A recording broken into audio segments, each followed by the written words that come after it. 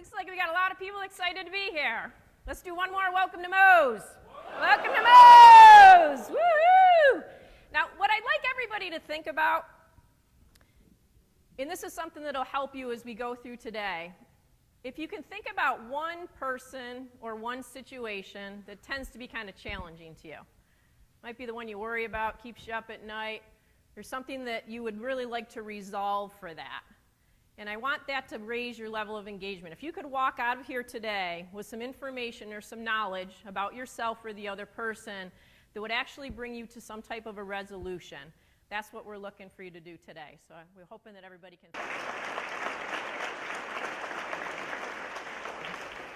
Do you think you can change people? No, pretty difficult to change people, right? Do you think you can adapt how you interact with people and influence them differently so they might choose to change themselves? Yes, and that's what we're really going to look at today. We're going to look at your management style. We're going to look at the strengths of your style and where you're great at what you do so you can leverage that and do more. We're going to look at some things about your style that maybe if you get an insight of changing it or tweaking it a little bit, it'll make a big difference for you. We're also really going to look at your crew. We're going to understand what style they are. And do you think you can manage everybody the same? Nope. The best managers manage everybody different. And what you'll find with DISC is it gives you a methodology to understand how the different styles like to be communicated with, managed, and motivated. And it'll really help you in those areas. Okay? So this is a slide I really like to show you because I believe that the group sitting in this room is the most important key to the success of the restaurant. How many of you agree with that? All right, let's do a welcome to Moe's for that. Welcome to Moe's! And here's why. This is a very simple model. And just so you know, all of the owners sitting in the other room, we've given them a packet. And this is the first thing in the packet. Because we think it's so important that they understand the reason that you're here and what we're talking about is you are the link to success and profitability for that restaurant. And here's the simple reason why. When we have engaged employees, they stay and they provide great customer service, right? And what do we know? Do people usually stay or leave because of the organization or because of the manager? It's because of the manager. Statistics show it's the relationship with the manager. So if you have an employee who has a great manager, cares about them, grows and develops them, has their best interest in mind, acknowledges them, how do those employees treat your customers? Awesome, right? And what happens when a customer experience, because of the relationship they had and the experience they had with that employee, what do the customers do? What was that? They return, right? And what were the statistics that Bruce said? They're 3 times more likely to come back, and they're 2 times more likely to refer to someone else to come in the store. And we all know that's exactly what leads to profitability. And all of that hinges on the relationship they have with the manager.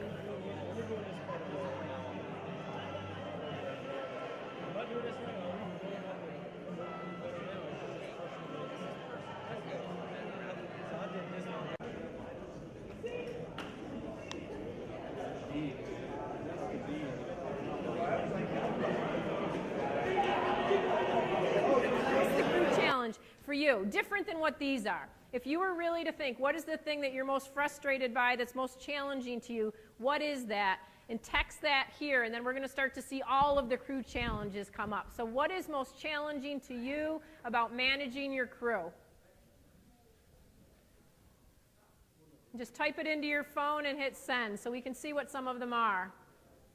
What's different? What are your crew challenges that we didn't have? Laziness. How many people have that one? You can make them race you to the kitchen and buy them dinner. Getting them from good to better. Attitude, sense of urgency. Be presentable. Attention to detail. That would drive the C's nuts, right? Motivation, teamwork, group initiative. Engaging with the guests. Conflict. We're chosen to highlight 3 to 5 that really stand out for you, that you wish you could share these with your supervisors, your assistant managers,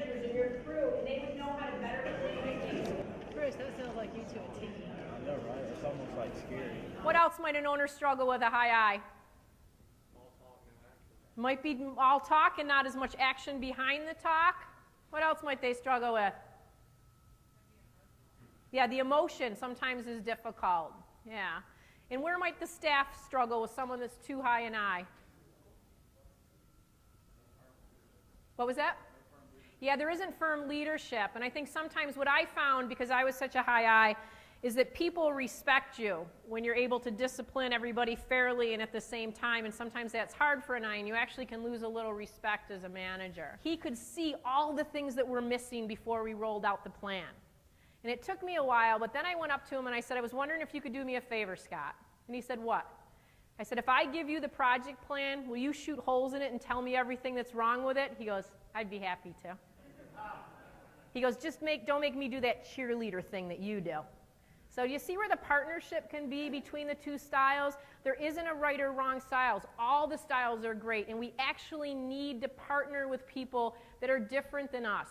I have a true belief that the person who is most frustrating, challenging, and annoying to you is the one you need the most, or the one you need to be a little bit more like the positive part of their style. So think about that as well. So that won't fit on.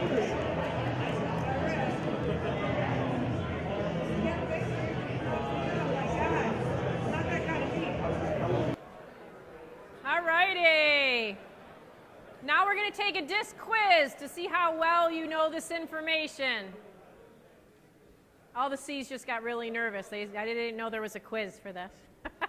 So which style do you think questions too much?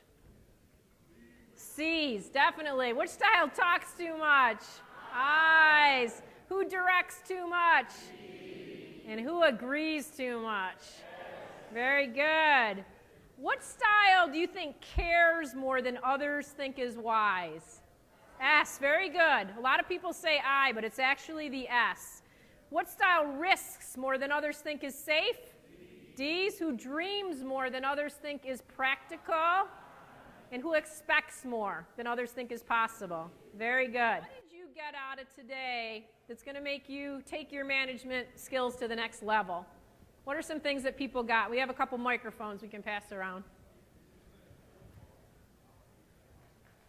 Some of the D's should raise their hand because this will get you closer to cocktail hour. I want a beer. Okay. I think just understanding my areas of opportunity so that I'm able to, when I address something that irritates me as far as a behavior with an employee, maybe seeing it from another viewpoint, whether they're I or S or C, and understanding that not everybody's a clone of me, or not everybody has the same expectations as me, or maybe they do have the same goal, just they go about getting there in a different way. Good, great. Nice job. How was this afternoon for you? Good? Good. Nice. Here's what I want you to think about. I want you to go back to that. I really think this group sitting in this room, you're already successful. That's why you're here. You are the most important key to that restaurant being successful. Almost everything hinges off how you manage, motivate, and communicate with your employees, because if they're engaged, they'll treat customers great, and that'll lead right to profitability. I hope you walked away with something today to understand about how to leverage your strengths more, and if there's anything you think you could tweak a little bit that'll take you to the next level, I hope that you found that today.